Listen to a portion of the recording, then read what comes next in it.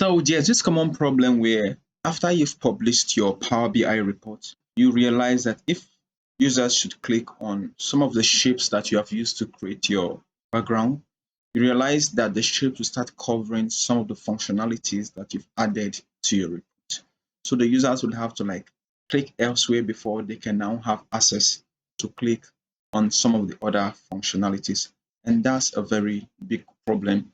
And there are many ways to go about it. You can go about maintaining layer order or find other alternatives. But what I recommend doing, or what I personally do most of the time, is to create a custom background. I'll create a custom background in PowerPoint and import it into Power BI and use it as a background. That way, issues like this will no longer happen again. So let me show you how to do that and how you can do that in PowerPoint. You don't have to pay for any custom tool. It's simple, it's easy to do, and you won't be encountering this problem again after you take that step. So let's head over to Power BI. So this is a report here in Power BI where we use a simple shape and with another shape here as the header, and we use one here for the navigation bar. So what you would like to do is to just replicate this simple structure in PowerPoint, export it as SVG, and import it into Power BI. So let's go to PowerPoint. So I have PowerPoint open here, and one of the first things you want to make sure is that the size, you have to make sure that the size of the PowerPoint slides is same as that of this PowerPoint canvas. You don't want it to be too much and you don't want it to be too small. So for starters, you will go to format page, then you go to canvas settings, then you get to see the height and width of the canvas. So we have 900 pixel and 1500 pixels. So you want to go back and do that in PowerPoint. Go back to PowerPoint, then you want to go to design. Design, you see slide size, then you want to go to custom slide size.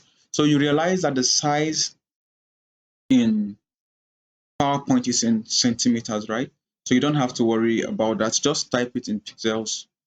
The PowerPoint will take care of the conversion. So what we saw just now was 900 for height and 1500 for width. So width is 1500 pixels. And let me go back. So let me see this. 1500 pixels, and the height is 900 pixels.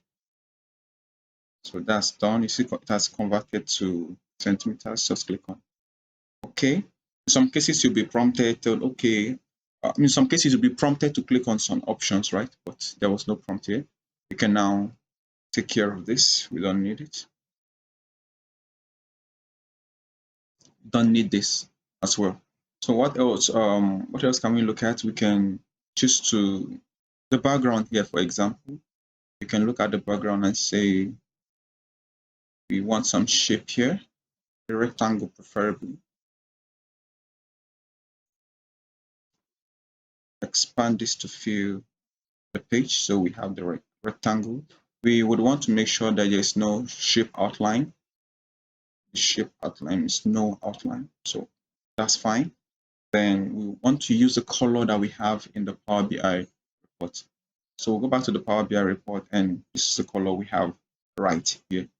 So I'll go back to this and I'll go to, let me see, background, canvas background. Then I see the color. I'll just copy the color code, come back to PowerPoint and shape fill. Under shape fill, you just, let's see, where are you? More fill colors. Then go to custom and paste the color you just copied. So if you click on OK, you see now we have that color. But we see that the background here is a bit lighter than the size. So we see a 16% transparency. We want to play with it differently in PowerPoint for it to be very effective. So we go to the shape fill. right here, and what we want to do is to add a bit of transparency to it. So you can edit, let's see, position, size and position. We can go back here. So we see fill, and then we see the transparency here. We can increase the transparency to, let's say, 50%, for example, or let's say 30%. That's fine. So what we'll need to do next is to just insert two shapes. The first shape is going to see it on the right hand side.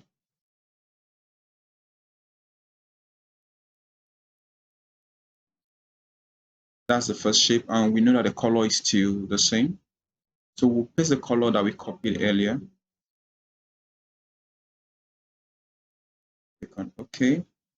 Then we also don't want the shape outline, so no outline. And most importantly, we would want to make sure that the width is the same as the width of the shape that we have here. So you click on this shape and click on this shape, then go to general. You're going to see the properties and you're going to see the width. The width is 266 pixels. So when you come back to PowerPoint, you just have to go to size. This is where you find the size. So we know the width is 266. You can just click on OK, and you see that the size has reduced. Instead of inserting a new shape, you can just copy and duplicate this shape.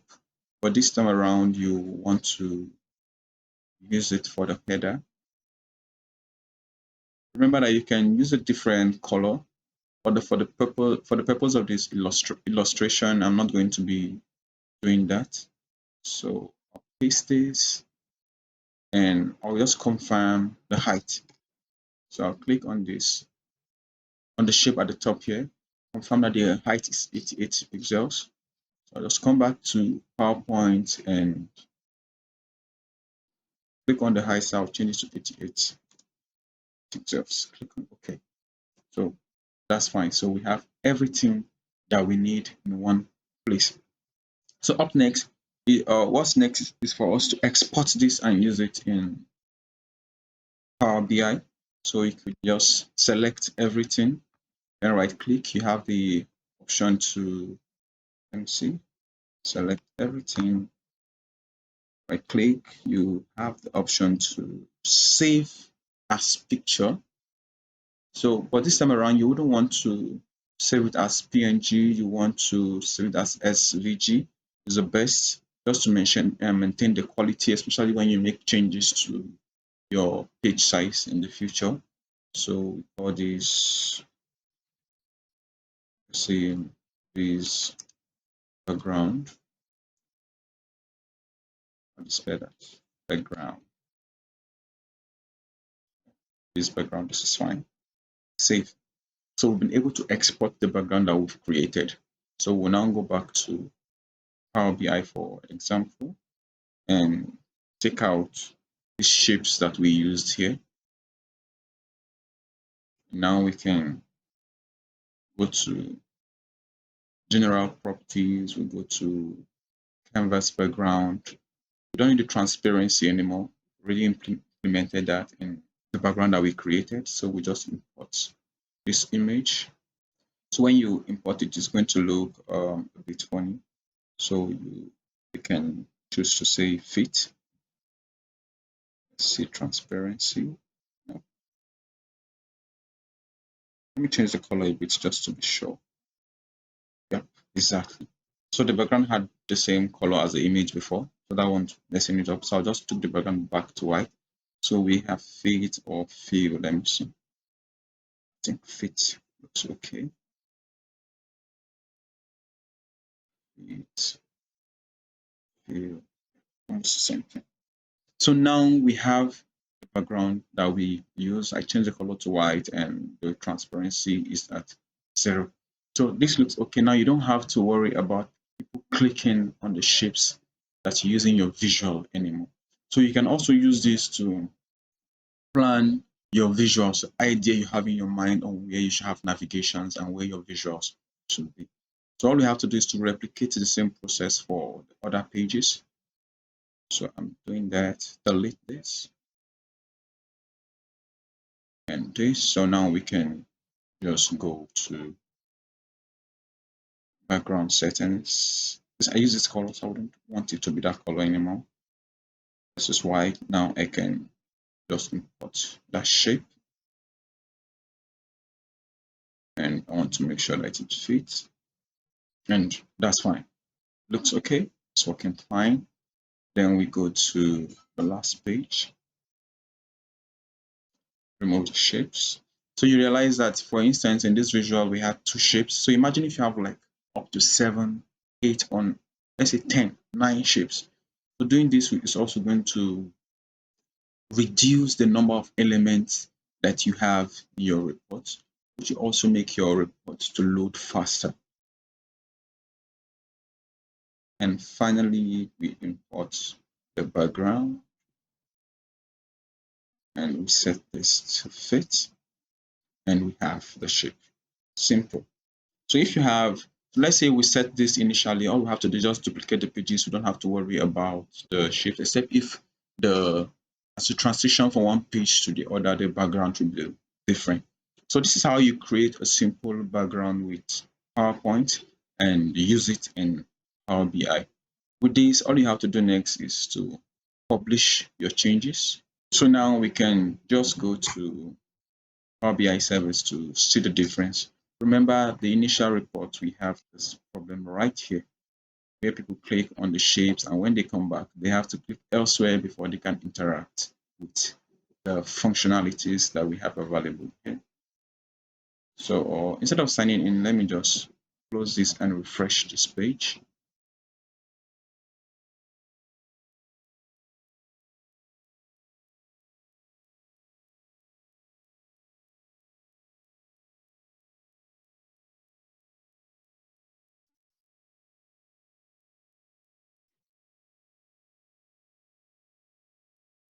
So now you notice that even if as I click on the space where we have the objects before, you see that nothing is changing.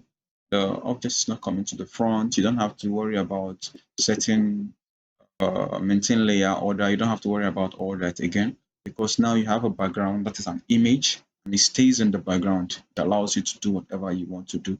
So with this, you've been able to solve that single problem. Your users won't have to worry about clicking elsewhere and coming back, because all these buttons will always be on the top and the image you have is in the background. So that's just a simple tip and trick to solve that problem. If you like this video, just like it or comment, and don't forget to subscribe to the channel. Okay, see you in the next video.